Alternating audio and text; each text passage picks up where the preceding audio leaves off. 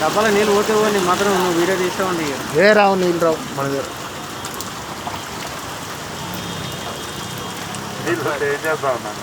రావు లోపల రావు. మామూలు వస్తే ఏం చేస్తాం? ఏం చేస్తావు? ఏం చెయ్యు. అయిపోయిందా?